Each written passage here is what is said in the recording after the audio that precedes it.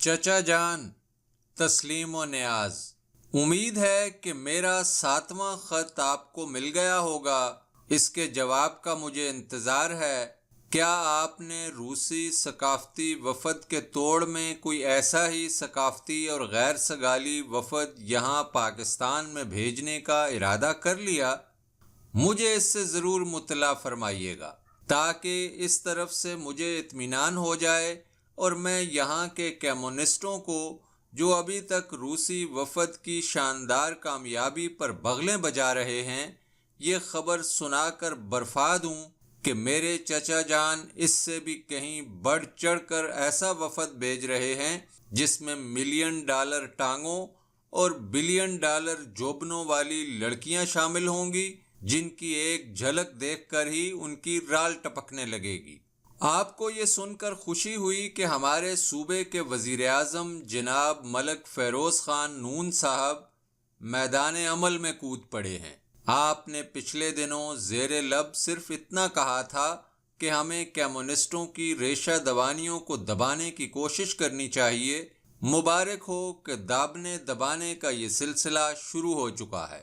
بسم اللہ کمیونسٹوں کے دفتر پر پولیس کے چھاپے سے ہوئی ہے اور میں یہ خط اسی خوشی میں لکھ رہا ہوں۔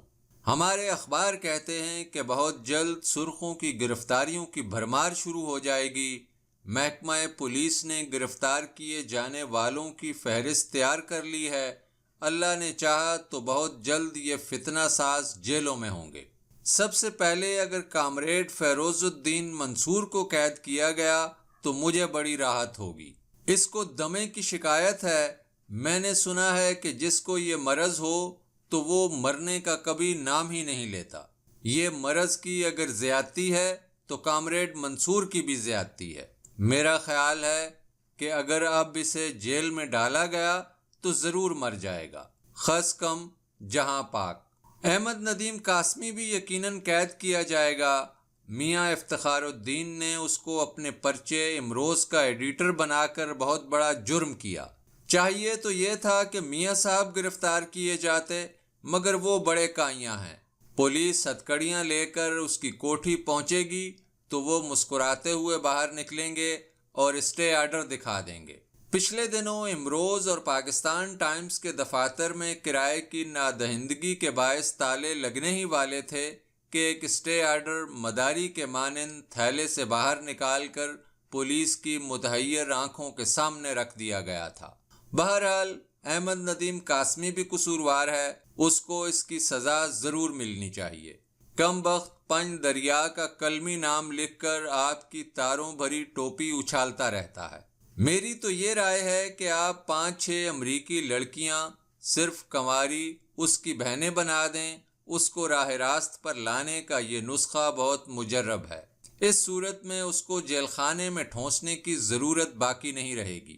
جب پانچوں گھی میں اور سر کڑاہے میں ہوگا تو کمیونزم اس کے دماغ سے ایسے غائب ہوگی جیسے گدھے کے سر سے سینگ۔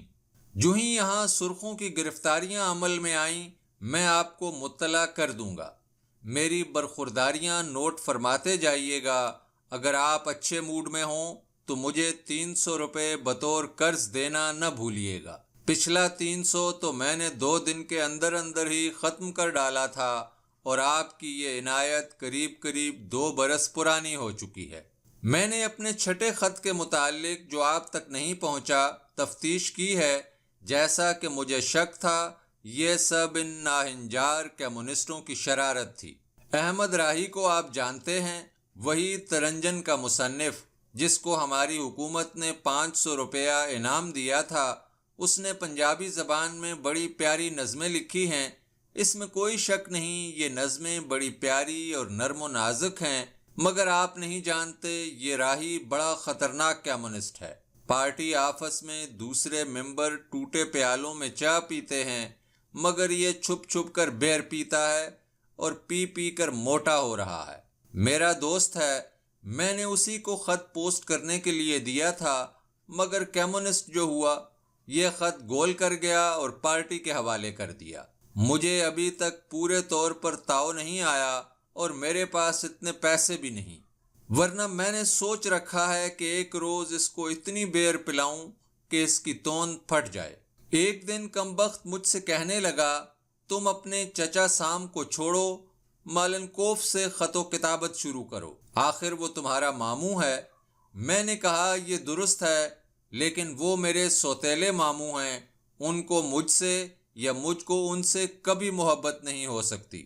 اس کے علاوہ میں جانتا ہوں کہ ان کا اپنے سگے بھانجوں سے بھی کوئی اچھا برتاؤ نہیں۔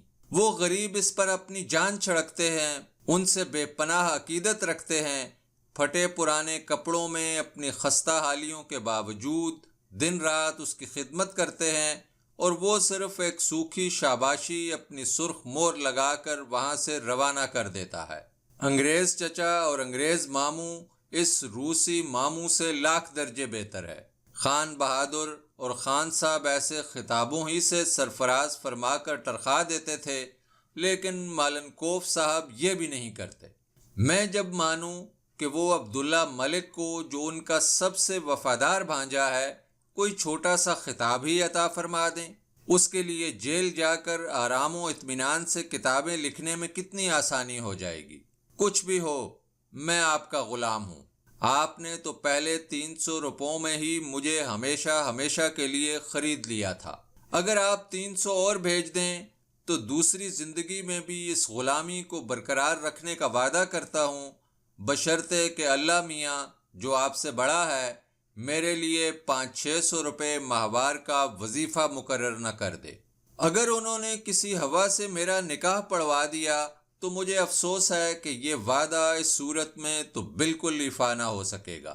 میری صاف بیانی کی داد دیجئے۔ بات دراصل یہ ہے کہ میں اللہ میاں اور اس کی حور کے سامنے چوں تک بھی نہ کر سکوں گا۔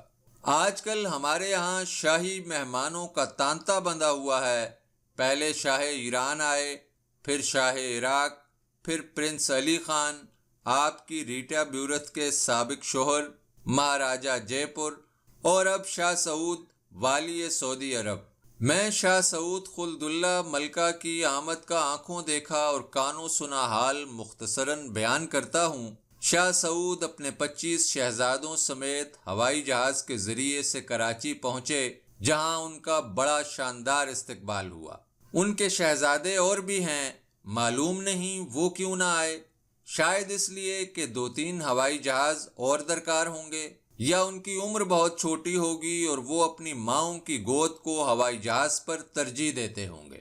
بات بھی ٹھیک ہے، اپنی ماؤں اور اونٹنیوں کا دودھ پینے والے بچے گلیکسو یا کاؤ گیٹ کے خشک دودھ پر کیسے جی سکتے ہیں؟ چچا جان، غور کرنے والی بات ہے، شاہ سعود کے ساتھ ماشاء اللہ ان کے 25 لڑکے تھے، لڑکیاں خدا معلوم کتنی ہوں گی۔ خدا ان کی عمر دراز کرے اور شاہ کو نظر بد سے بچائے۔ مجھے بتائیے، کیا آپ کی 7 آزادیوں والی مملکت میں کوئی ایسا مرد مجاہد یا مرد مردم خیز موجود ہے جس کی اتنی اولاد ہو؟ چچا جان، یہ سب ہمارے مذہب اسلام کی دین ہے، اور یہ رتبہ بلند ملا جس کو مل گیا۔ ناچیز کی یہ رائے ہے کہ آپ فوراً اپنی سلطنت کا سرکاری مذہب اسلام قرار دے دیں، اس سے بڑے فائدے ہوں گے۔ قریب ہر شادی شدہ مرد کو 4 شادیاں کرنے کی اجازت ہوگی۔ اگر ایک عورت 4 بچے بھی بڑے بخل سے کام لے کر پیدا کرے تو اس حساب سے 16 لڑکے لڑکیاں ایک مرد کی مردانگی اور اس کی بیوی کی زرخیزی کا ثبوت ہونی چاہیے۔ لڑکے اور لڑکیاں جنگ میں کتنی کام آ سکتی ہیں، آپ جہاں دیدہ ہیں خود اندازہ لگا سکتے ہیں۔ میں امرتسر کا رہنے والا ہوں۔ مسٹر ریڈ کلف کی مہربانی سے یہ اب بھارت میں چلا گیا ہے۔ اس میں ایک حکیم تھے، محمد ابو تراب۔